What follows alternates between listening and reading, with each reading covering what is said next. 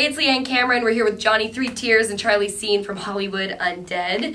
Now guys, Hollywood Undead kind of sounds like zombies from Hollywood. Where did that name come from? It was more about the nightlife, I guess, because that's what part of Hollywood we grew up around. So it was more centered around the fact that people there stay up all night, and like we were talking about that scene of people, which included us, I suppose, at the time. So that's really where it started.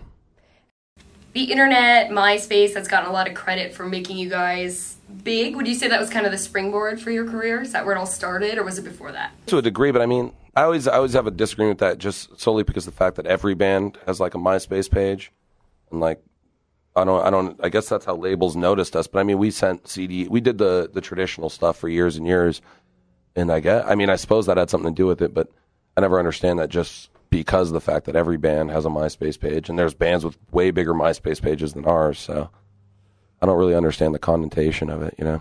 It helped.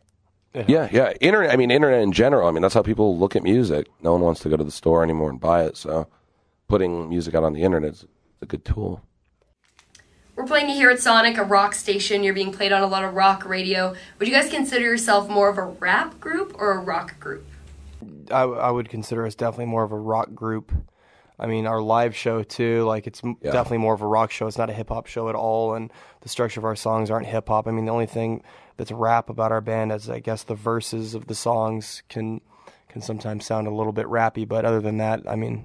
Yeah, especially when people see us live. I know that's what people, they construe from it, but when people see us live, everybody's playing an instrument, and we switch off. It's much more of a rock-based show, and the music, structurally is rock music. So, there's certainly hip-hop influence, though. Yeah. Now, the masks. Do a lot of people expect you to show up to interviews wearing the masks? I don't know.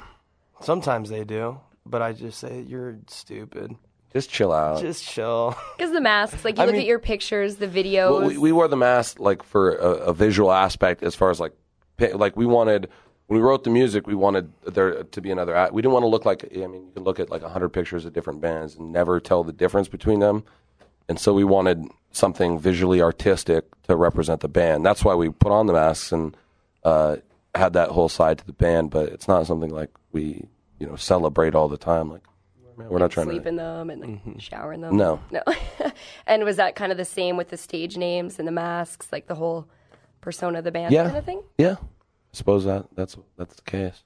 Johnny, when you were away for a little bit, the band was kind of asking fans to mail you stuff, like pictures and letters to keep you entertained. Did you even get it? Did you get to read a lot of that stuff? I looked through some of it, and it was grotesque, so I stopped looking at them. I still have them all, and like 90% of it's unopened, but after going through about 10%, I was like, that's not... The one thing I felt really bad is people sent me money.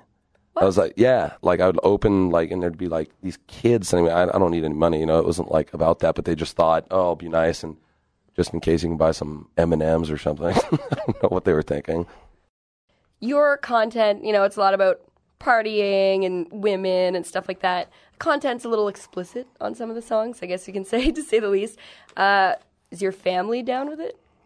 No, our parents are all supportive at all of our shows. They come to the shows and annoy us, ask us a bunch of questions, try to get backstage passes. When are you going to pay some rent? Mm-hmm. But they're supportive. That's totally. Right? Yeah, they're super supportive. And we're talking about when we say all that explicit stuff, we're talking about specific situations, not like we're being misogynistic and talk about women in general, or they're all specific situations. All the songs that that's their basis. So it's not like we feel any disrespect towards anybody. Cool. Well, thank you so much for coming in, guys.